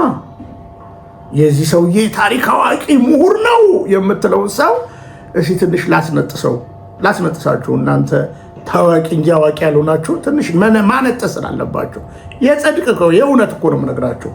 እሺ ልምጣ። ሙስሊሞችን በየከተማው በየመስጊዱ ስታይ ብዙ ናቸው። ለምንድን ነው በየቢሮ ስትገባ አንድ ሙስሊም ነው የምታገኘው? ዋይ ለምንድን ነው የማይገቡት ብለህ አስበህ ለምን ስትል መንግስት መስሪያ ቤት ገብቶ መስራት ስለማይወዱ ነው ወይስ ሌላ ኦፕሽን ምንድን ነው ብለህ ስትል ከትምህርት ቤት ጀምሮ ፊልተር አድርጎ የሚያስቀራቸው ቁጥራቸው መንግስት የጠቀሰውን እንቀበል ፎር ዘ ሴክ ኦፍ አርጊመንት ማለት ነው። ጀነራሊ ሴንሰሱ ልክ አይደለም ብዬ ባምንም እንበልና 33 ምናምን 34 ያለው እንቀበል። የትኛው ፐርሰንት ሰርሰፍሽ እንቀበል ለመከራከር ያህል የትኛውን የኢትዮጵያ መንግስት መስሪያ ቤት ውስጥ ሄድና ሙስሊሞች ፌደራል መንግስት አዲስ አበባ ሁሉም 10% ሙስሊም ሰራተኛ ያለበት መስሪያ ቤት ካለ ለመቀጣት 10% ዋይ ስትል እንደዚህ ፊልተሪንግ ሜካኒዝም እየተቀመጠ ከትምህርት ወደኋላ የሚያሰናክል እዛም ሲገቡ መመሪያ ደንብ እያሉ ኢትዮጵያ ውስጥ ትልቅ ስልጣን ያለው ህገ መንግስቱ ነው። ከህገ መንግስቱ ጋር የሚጋጭ ማንኛውም አሰራርና ደንብ ሪጀክትድ ነው። ከህገ መንግስት ቀጥሎ ደግሞ አዋጅ ነው ፓርላማ የሚያወጣው። ከአዋጅ ቀጥሎ ደግሞ ያለ ደንብ ነው ሚኒስትሮች ምክር ቤት የሚያወጣው። ከሚኒስትሮች ምክር ቤት ቀጥሎ ደግሞ አንድ የሚኒስትር መስሪያ ቤት የሚያወጣው መመሪያ ነው። አንድ መስሪያ ቤት የሚያወጣው መመሪያ ተጠቅሞ አዋጅም ህገ መንግስታዊ ድንጋጌዎችን የሃይማኖት ነፃነትን እንደፈለገ የመደፍጠጥ ያልተፈታ ገና ብዙ መሰራት ያለበት የሙስሊሞች ጥያቄዎች አሉ። እሺ አሁን ሙስሊሞች በጥንቃቄ እንድትሰሙኝ ይፈልጋለሁ። ይህ የመርዝ ንግግር ስለሆነ ማለት ነው። ይህ የመርዝ ንግግር ነው። ይሄ ነው እንግዲህ የታየ ቦጋለ ጓደኛ ማለት ነው። የራሴን ልምድ ላምጣ። እስልምና በግልጽ አማርኛ ማጆሪቲው እስልምና ከንግድ ትስስር ጋር የተቆራኘ ነው። ለምን ከተባለ ጉዞ አለው። መካና መዲና አረብ ሀገራት የመጓዝ የጉዞ ታሪክ አለው። አሁን የሰው ኮንፊደንስ ይዞት በቢሮ ደረጃ የሉም ምናምን ሲል በእውነት ለመናገር ድሬዳዋ ያሉ ሙስሊም ሰራተኞች፣ አፋር ያሉ ይሄ ሰው ያው ታሪክ ያውቃል ከማባላት ውጭ።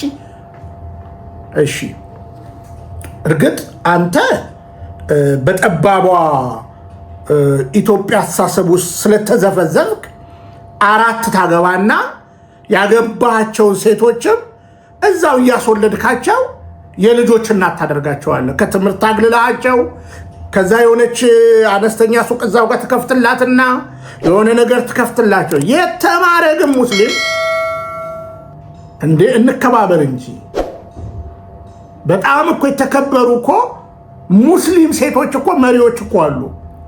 አሁን አንተ በዚህ በጠባቡ የአንተ አሳሰብ ነው የምታስበው። ግን ማጆሪቲውን ደግሞ ከተነጋገረን ንግድ ላይ ነው የተሳተፈው። አካውንቲንግ ተምረው የራሳቸውን የቢዝነስ ታለንት ነው። ምክንያቱም ውርርስ ነው እኮ በቃ ሙስሊም ሲባል በግልጽ አማርኛ እንነጋገር ከተባለ ቢዝነስ ላይ ነው የሚያተኩረው፣ ንግድ ላይ ነው፣ የንግድ ውቅር ላይ ነው ያለው። ወደድክም ጠላ መዋጥ አለብህ ነገር። ስለዚህ አንተ 4 ምናምን እያገባ እዛ ቤት ሰፍታት ያስቀምጥካትን እናት ሴት ወጥተህ እኔ ለምሳሌ ዝዋይ ነበርኩ። የራሴን ልምድ ነው የምናገረው። በጣም የተከበሩ ሙስሊም ጎረቤቶች ነበሩ። በዚህ ጋር ነጋሹ ሴድ የሚባሉ፣ በዛ ጋር ጋሻ አብደላ የሚባል። ለምሳሌ ከጋሻ አብደላ ልጆች ጋር እኔ ተምሬያለሁ። ዜኒት አብደላ፣ ፋሪስ አብደላ በማስረጃ ስለምናገር ማለት ነው። ሙስሊሞች ጻፉልኝ። ስለዚህ እኛ 12ኛ ክፍል ጨረሰ። እኔ በዛ መንገድ ላይ ካቶሊክ ሚሽን ውስጥ ስለነበር በገዳማዊነት ቀጠልኩ። በዛ ጊዜ ለምሳሌ ዜኒት አገባች፣ ወደ ዩኒቨርሲቲ አልሄደችም። ፋሪስ አይረሳኝም። ፋሪስ ዩኒቨርሲቲ ገብቶ ተምሮ ባንክ ላይ ሰራተኛ ሆነ። ከዛ ባለሳሳት የራሱን ቢዝነስ ሰራ። የሱ ታላቅ ከባድ መኪና ገዙለት፣ ዘይት ፋብሪካ ነበራቸው። አሁን ይህንን የእስልምና ጥቃት ብለህ ማውራት ራሱ ከዚህ በላይ አለመማር አለ? ከዚህ በላይ መሀይምነት አለ? የእስልምና ጥቃት ነው። እኔ እኮ አፋር ሰርቻለሁ። እንዳንተ ወሬኛ እኮ አይደለሁ። ሰመራ ኮብልስቶን እና አፋምቦ ጤና ኬላዎች ምናምን ዞረ ማየት ትችላለህ። በየቢሮ ያሉ የአፋር ሴቶች አይደሉ እንዴ?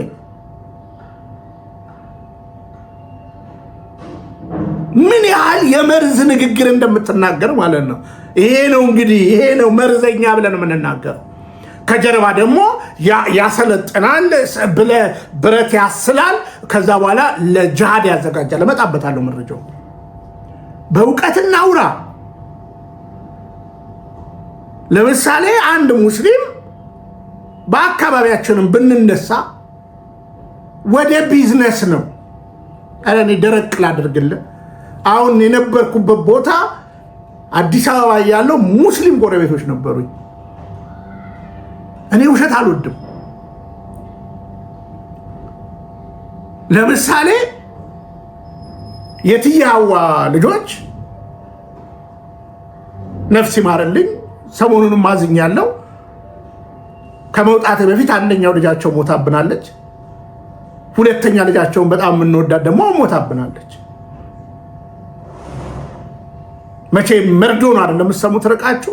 በዚህ ጋር መሲ የምትባለዋ ሞተችብኝ ስሰማ እንዳንተ አይነት እኔ መሀይም አይደለሁ። ግን የትያዋ ልጆች አባታቸው ከባድ መኪና ነበራቸው። ከዛ ሌሎቻቸው እያንዳንዱ ልጆቻቸው ወደድክም ጠላህም እኔ እስከምደርስበት ጣሃ ድረስ የሞባይል ሱቅ ነው ያላቸው። ጣሃ ከመጀመሪያ ልጄ ጋር አቻ ነበረ። የሆነ ኮሌጅ ተምሮ ሊሆን ይችላል፣ ግን መርካቶ ሱቅ ላይ ነው ያለው። አይ ሰው ከቤተሰቡ የሚወርሰው ነገር አለ። ግን እንዳንተ አይደሉም። እንዳንተ አራት ምናምን ነገር አያገቡ። እንዳንተ ሰፍተው እንደ ጠባቡ አሳሰብና እንደ ጠባቡ ቤት አይመለከቱም። እነዚህ ሰዎች በቃ ቢዝነስ ነው ፓሽናቸው። እና ይሄ ማለት ይኸውላችሁ እስልምናን ማቀሳሰር ነው። ቆይ ካልተማርክ ወደ ቢሮ እንዴት ትመጣለህ? የቢሮ እኮ የሥራ ድልድል በደናው ዘመን በደርግ ዘመን ልበላችሁ፣ በደናው ዘመን በኃይለ ሥላሴ በደናው ዘመን በኢህአዴግ እንዳሁኑ አይደለ፣ በመረጃ ነው።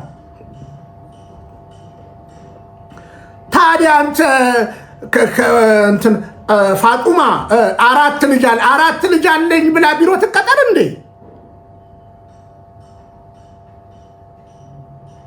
አራት ልጅ መውለድ እኮ ቢሮ አያስቀጥርም። የቤት እመቤት ነው የሚያሰኘው። ይህ መርዝ ንግግር ነው። ከዛ በተረፈ ግን ተምረው ደግሞ ፖዚሽን የያዙ አያሌ የምናውቃቸውን ልንዘረዝርልን እንችላለን። ግን ቢሮ ላይ አጣናቸው ሙስሊሞችን ማለት ራሱ ክፋት ነው። አስተምረ ወደ ቢዝነስ ነው የምትሰዳቸው። ሀብታም ስለሆንክ የንግድ ውቅር ነግሬሃለሁ። የንግድ ውቅር ከአረቡ ጋር በቋንቋም በባህልም በሃይማኖትም ውቅር ስላለ፣ ይህ ማለት ግን በጣም ትልልቅ ቢሮ ላይ ሙስሊሞች ሴቶችም ወንዶችም ይሰራሉ።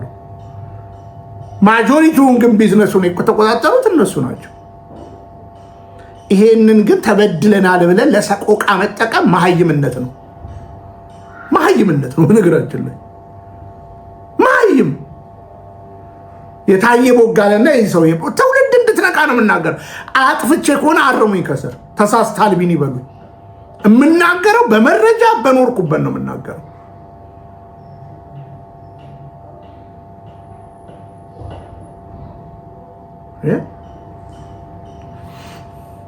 ይሄ ነው እንግዲህ የመርዝ ንግግር የሚናገር ሰው ነው። ስለዚህ እስልምና ተበድሏል? አልተበደለም። ቢሮ እንዴት አልተቀጠሉም ሙስሊሞች? ነጋዴ ስላረካቸው። ይሄ በነገራችን ላይ ስታስቲክ የሚባለውንም በጣም እኔ አሁን መቼም ብልጽግና ውሸታም ስለሆነ ነው እንጂ እኔ ስታስቲክ ከፕሮፌሰር እያሱ ጋር ተነጋግሬያለሁ፣ ከካውንስሉ ፕሬዚዳንት ጋር በጊዜው።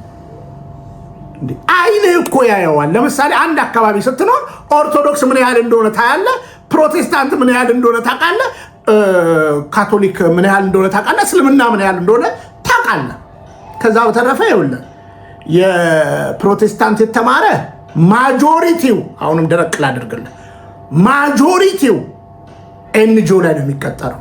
ማጆሪቲው የፕሮቴስታንት የተማረ ምን አልኩኝ? የፕሮቴስታንት የተማረ ያው የእርዳታው ብሩ ኃይለኛ ስለሆነ ማለት ነው። መሌ መጣና 75% ቆይ 35% ቆነድዳለሁ አለ።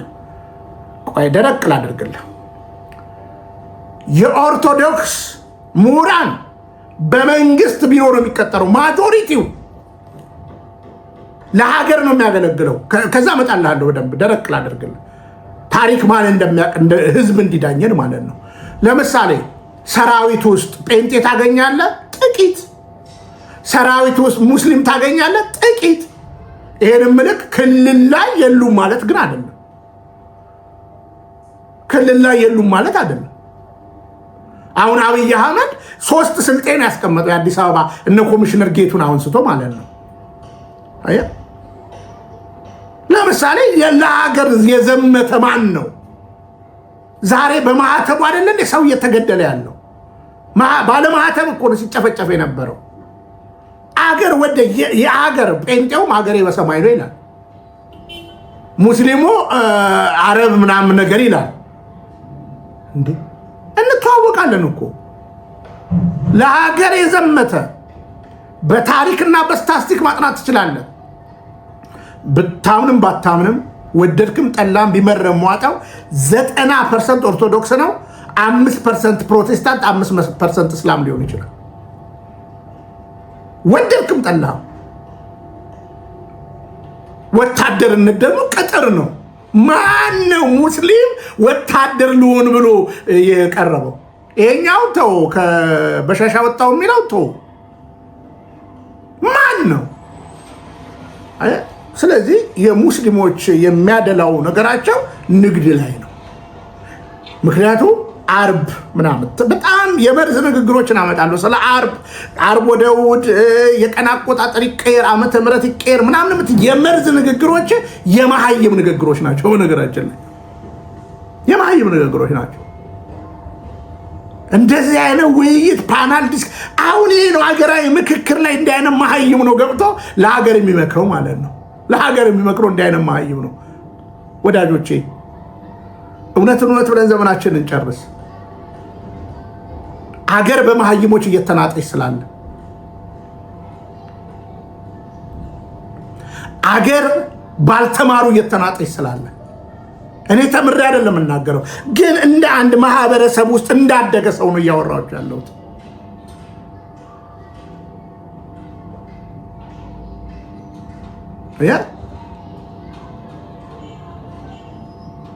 እኔ በጣም የተከበሩ ጎረቤቶች አሉኝ ሙስሊሞች።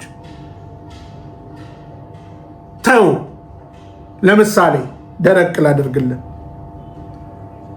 ጣሃ ብዬ ነበር አይደለ? ከታች ደግሞ ጋሽ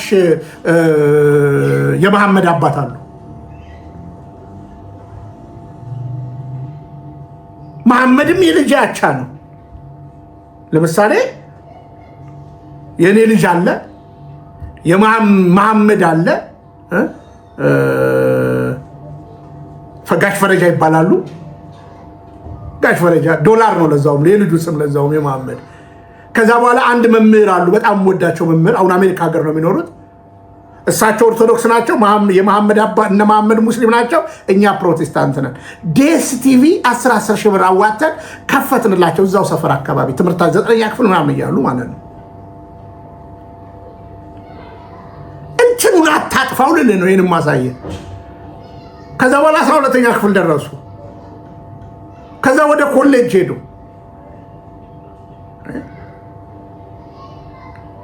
የእኛ ልጅ በትምህርቱ ወደ ባንክ ሄደ። መሐመድ ግን የሀብታም ልጅ ስለሆነ ታክሲ ኡበር ተገዝቶለት ኡበር ይነዳል። ማለት አንድ እኮ ሰው የሆነ ነገር እኮ ዲፌንድ ሲያደርግ እኮ በመረጃና በማስረጃ ነው። አሁን የአንተ ልጆች የት ነው የሚሄዱት? ትምህርት ቤት ካስገባቸው በቃ ቢዝነስ ነው። እና የሙስሊም ልጅ ነጋዴ ነው የሚሆነው። የፕሮቴስታንት ማጆሪቲ የተመረቀ ኤንጆ ነው የሚቀጠረው። ኦርቶዶክሳዊ ነው። ኦርቶዶክሳዊ ግን ሀገርና ሀገር እያለ ይደቃል። ሀገርና ሀገር እያለ ደቋል። ከጮንኛ ነው መጮ ያለብን። እንዳልኩ ነው። ስታስቲኩ ቆጠራ ብንገባ ኦርቶዶክሳዊ ላይ እንዳለ ላሳይ ይችላለሁ። በነገራችን ላይ በቃ ቀም ማየት ነው። እኔ ሁሌ ሀረሪን አሰስ አድርጌያለሁ። አፋርን አሰስ አድርጌያለሁ።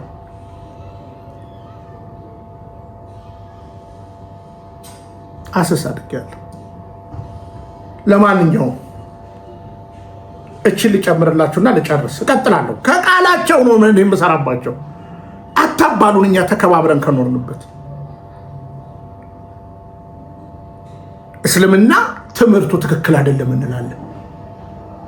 በትምህርት ሞግታለሁ ካልከን በትምህርት ሞግተን፣ ፕሮቴስታንት ትምህርቱ ልክ አይደለም እንላለን። በትምህርት ሞግታለሁ ካልከን በትምህርት ሞግተናል። ለዚህ እኮ ነው እኔ ከ24 ዓመት የምንፍቅና ጎዳናዬ ባክ ቱ ዘ ኦሪጅን ብዬ ወደዚች እውነተኛ ቤተክርስቲያን የመጣሁት።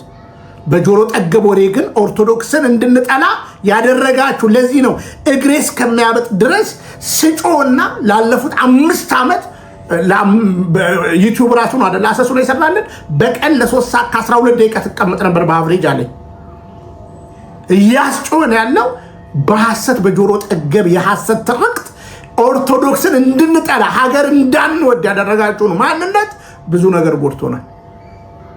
ለዚህ ነው በጸጸት ቁጭ ብለን እየሰራን ያለ ነው ማለት ነው። ከዛ በተረፈ አያምርብህም ማለት ነው። ይሄ ጦር ሰባቂ ነው። አሁን በደንብ ስሙ። የመጨረሻ ቪዲዮ ነው ማሳየው ስለ አክሱም የሚናገረው የክደት ጥግ። አክሱም ውስጥ መስጂድ ተከልክሏል። ግን ፖለቲካሊ የትግራይ ክልላዊ መንግስት ጨዋታ የተጫወቱት ጨዋታ አለ። ጨዋታው ምንድነው? ውቅሮ ነጃሺ ቀብር ያለበትን ለብቻ እስላማዊ የመጀመሪያው መስጊድ ምናምን ተብሎ ራሱን የቻለ ታሪክ ተተርኮ የቱሪዝም ምንጭ እንዲሆን ለብቻ፣ አክሱም ደግሞ ለብቻ ከክርስትና ጋር ተያይዞ ተቀምጧል። ነጃሺ እኮ ውቅሮ ላይ አይደለም አስተዳደር የነበረው። ውቅሮ የሞተበት ቦታ እንጂ የገዛበት ቦታ አይደለም። ውቅሮ የሞተበት ቦታ እንጂ የገዛበት አይደለም። የገዛበት ሰሃቦች ነፃነት ያገኙ አክሱም ከተማ ውስጥ ነው። ተሰደው ወጥተው ይህንን መብት ያገኙ ስደተኞችን ተቀበለች ኢትዮጵያ የምትባለው አክሱም ውስጥ ነው። ስለ አክሱም ቤተክርስቲያን የመጀመሪያው መረጃ ቡኻሪ ውስጥ ይመስለኛል ሐዲሱ እናንተ ታውቁታላችሁ። ኡሙ ሰለማ ለነብዩ ሰለላሁ ዐለይሂ ወሰለም በአክሱም ጽዮን ማርያም ቤተክርስቲያን ውስጥ ስለ ማርያም ቤተክርስቲያን ያየችውን ስዕል የምትናገረውን ታሪክ ይዘው ነው እነ ፕሮፌሰር ስርገው ሀብለ ሥላሴ ምን ይላሉ? በወቅቱ የአክሱም ጽዮን ማርያም ምን እንደምትመስል የመጀመሪያው መረጃ ብለው ይወስዱታል። በዚህን ጊዜ ኡሙ ሰለማ አክሱም ገብታ ቤተክርስቲያኑን አይታ የተናገረችውን ሐዲስ ወስደው ያኔ እንኳን ምን ይመስል ነበር ብሎ ደሊል ያደርጋል። ከዛ ዞር ብሎ አክሱም ውስጥ ነጃሽ የሚባል መሪ የለም።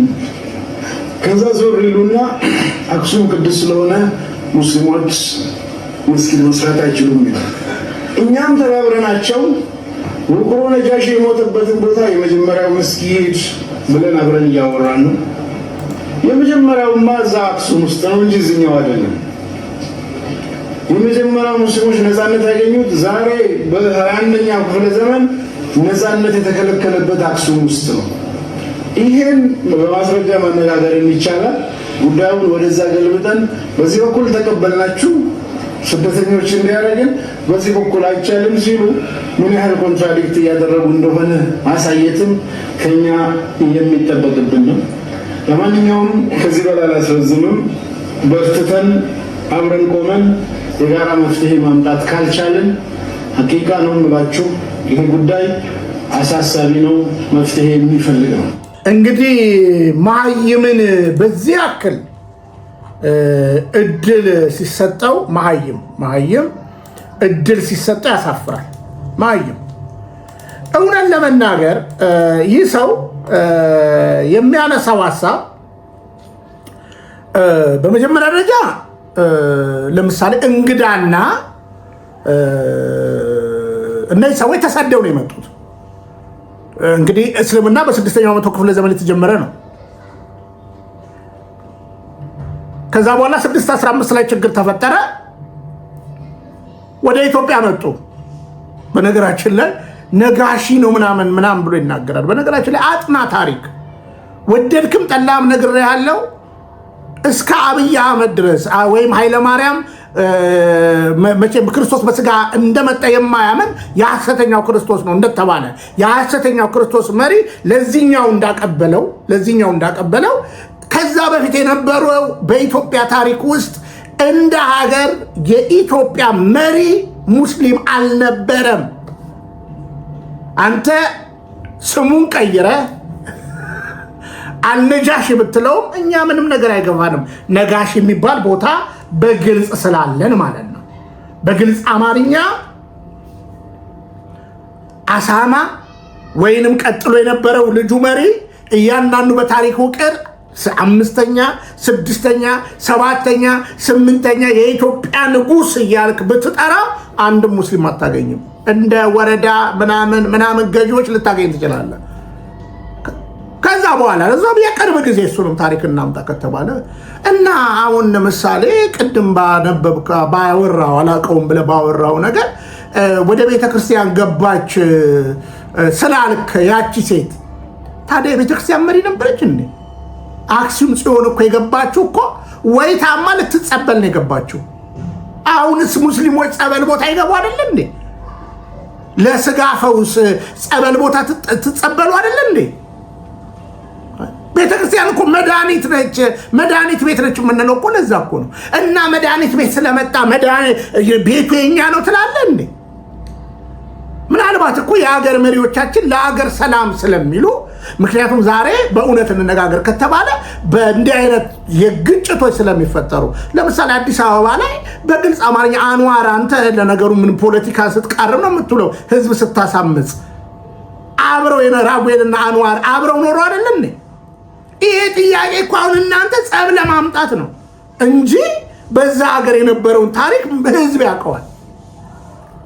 አሁን ግዴታ ጽዮን ማርያም ላይ የሚለውን ታሪክ ለማጥፋት ምናምን ብለህ ትገባለህ ማለት ነው። እና ግብፅ ሀገር ሄዳ አጥና እማምላክ ወላዲተ አምላክ እየተገለጠች አረም የተደመመበትን ሙስሊም የተደመመበትና እምነቱን የቀየረበትን ታሪክ አጥና። ዛሬ እስልምና 12% ነው ብትሉ ግብፅ ሀገር 22% እንደደረሰ ይታወቃል። ኢኮኖሚውን ኮንትሮል እንዳደረጉት ይታወቃል። ለዚህ ነው እችን እውነተኛ ቤተክርስቲያን ለማጥፋት የምትዳደው። ስለዚህ አልነጃሺ እንዲሆኑ ሙስሊም ነው አልነበረም። እስከ መለስ ዜናዊ ድረስ ሙስሊም መሪኛን አልመራንም። ይሄ እኮ ሌሎች ሙስሊሞችም እኮ ያምናሉ። ይህን ጉዳይ በእንግድነት ተቀበላችሁ እንኳን እናንተን እኮ ፕሮቴስታንቶችን እኮ ኃይለ ሥላሴ እኮ በክብር እኮ በእንግድነት እኮ ተቀብለዋል። እና ገብተህ ስለተጸበልክ ቦታው የኛ ነው ምናምን ትላለህ እንዴ? ይሄ ማለት አመፅ ቀስቃሽ ነህ። በኋላ ሌላ ጊዜ እመጣበታለሁ። ቀጥልበት ካላችሁ ጻፉልኝ፣ ቀጥልበታለሁ። ስለዚህ ስለ አውሬ ገዳይ የሀሳብ ቆሻሻነትን ስለሚዘራ ሰው ማለት ነው። በሀሳብ ልልና ኮንን አሞግተኝ። መስጊድ ነበረ ወይ?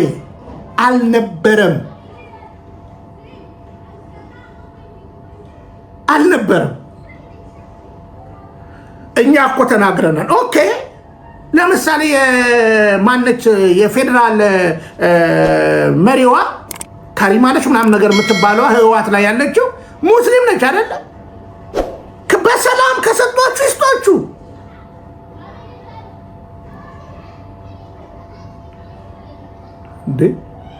ምንድነው እንደዚህ ታሪክ ማዛባት ማለት ነው? አይሆንም ከተባልክ ደግሞ አርፈህ ተቀመጥ። እስልምና ደግሞ ቀብር ደካሞች አይሄዱም፣ እንተዋወቃለን። ደካሞች አይሄዱም፣ ሴቶች አይሄዱም፣ ህፃናት አይሄዱም። በአይሱዚ መኪና ተጭናችሁ ነው ሄዳችሁ የምትመጡት። እኛ አካባቢ እንኳን የምኖርበት አካባቢ ላይ 18 ነው የምትቀበሩት፣ 20 ምናምን ኪሎ ሜትር ሄዳችሁ ማለት ነው። ይሄን ለአመት ለምን ተጠቀመዋለን? ከከተማ ውጭ ነው 18 አካባቢ ነው የጀሞ አካባቢ ቀበረ እስልምና እስከማውቀው ድረስ በአይሱዚ መኪና ደካሞች አይሄዱም፣ አረጋውያኖች አይሄዱም ምናምን።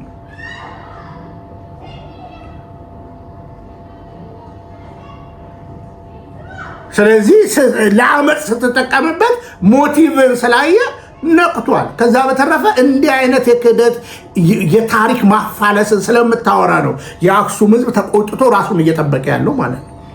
ከዛ በተረፈ እውነት ለመናገር በአክሱም ጽዮን ትችለዋለህ፣ ገብተህ ተቀምጠህ ትኖራለህ። ወዳጄነ ለጠቅላዩ የመከረውን ምክር እኔም ደግሜ ምክር ነው ያለው። ትችለዋለህ።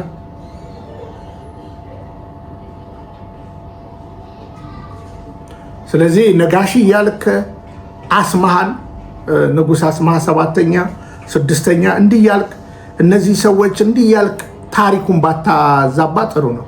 እና የመጨረሻ ዛቻ ግን ይኸው እኔ ያለ መረጃ ላውራ ያንተ መንፈሳዊ ልጅ ምን እንደሚል ለትውልድ ላሰማና ልጨርስ። በዚህ ጉዳይ ላይ እውነት ታየ ቦጋለ ጭንቅላት ታየ ቦጋለ ራሱ ክዶ ሙስሊም ነበረ፣ አሳም ሙስሊም ነበረ ብሎ ይናገራል። በግልጽ ሙስሊም ነበረ ብሎ ይናገራል። ስድስተኛው ንጉስ ሙስሊም፣ ሰባተኛው ንጉስ ሙስሊም ነበረ ብሎ ይናገራል ታየ ራሱ። እና ይሄ ከዚህ በላይ መሀይምነት የለም። በነገራችን ላይ ዓለም ብሎ አያውቅም። ይሄው አሁን ሙስሊም መሪ ተቀምጦ አይደለ እንዴ? ሲገለበጠው ሙስሊም እንዴ ሲገለበጠው ሙስሊም እንናገራለን እኮ ሙስሊም መሪ አሁን ተቀምጧል። ከሱ በፊት የነበረው ደግሞ ክርስቶስ በስጋ አልመጣም ያለው የሐሰተኛው ክርስቶስ። ምክንያቱም እኔ አይደለም ቃሉ ነው የሚናገረው። አንደኛ የዮሐንስ መልእክት ምዕራፍ 4 ቁጥር 2 እና ቁጥር 3 ክርስቶስ በስጋ እንደመጣ የማያምን ወይም የማይታመን መንፈስ እርሱ የሐሰተኛው ነው ይላል። ስለዚህ ክርስቶስ በስጋ አልመጣም።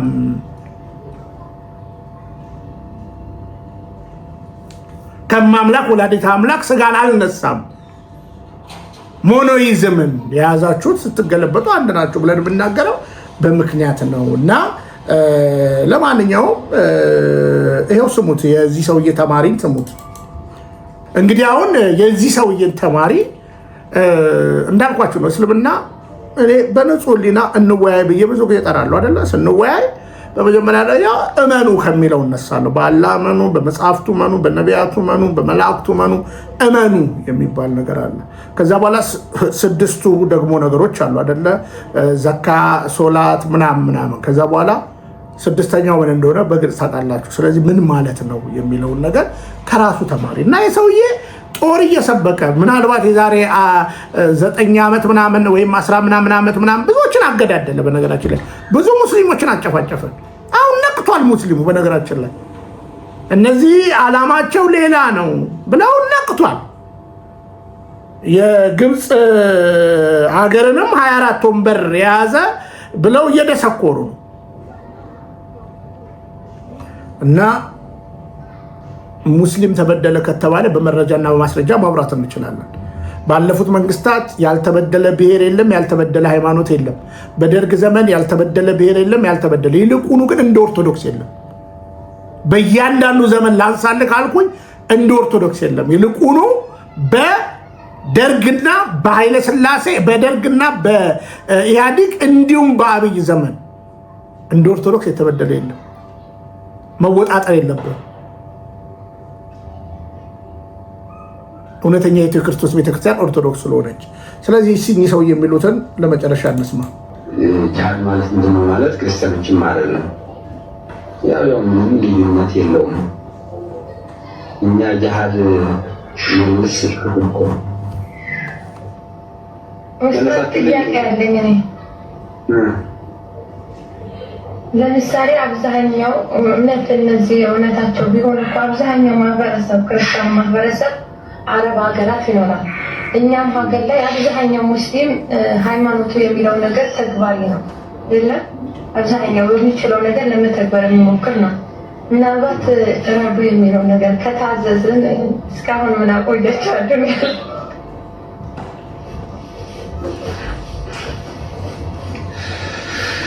እሱም እኮ ምናልባት አልችል ብለን ሊሆን ይችላል። ታዘን አለማድረጋችን እኮ ለምን እስከዛሬ ያቆይ ነው? የታዘዝነውን ሁሉ ስለማላደርግ ነው እስከማንችላቸው ሆኖ አልገሩ ሊሆን ይችላል። እሺ ጤና ይስጥልኝ።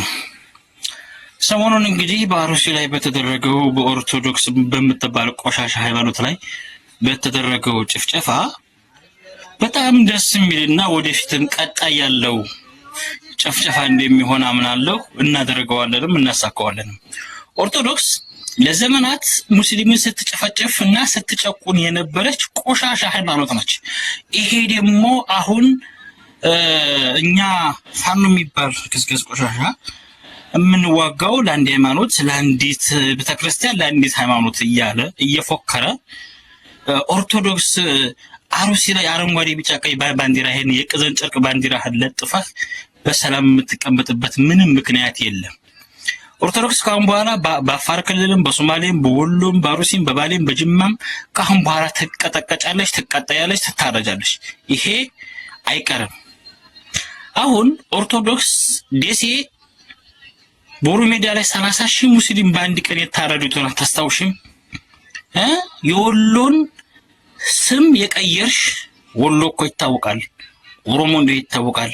አማራ ነው ብለህ ቀይረህ የከፈሩ ዘመን አታስታውሽም? ኦርቶዶክስ ካሁን በኋላ ኢትዮጵያ ውስጥ ለመቀመጥ ወይ ግብር ትከፍያለሽ፣ ወይ ትጨፈጭፊያለሽ፣ ትታረጃለሽ፣ ወይም ደግሞ ሃይማኖታሽን ትቀይራለሽ። ከዚህ ከሶስቱ ውጭ ግን ሌላ በጭራሽ የሚመጣ ነገር የለም።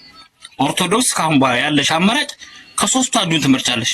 ወይ ትታረዳላችሁ፣ ወይ ትሰልማላችሁ፣ ወይም ደግሞ ግብር እየከፈላችሁ ትቀመጣላችሁ።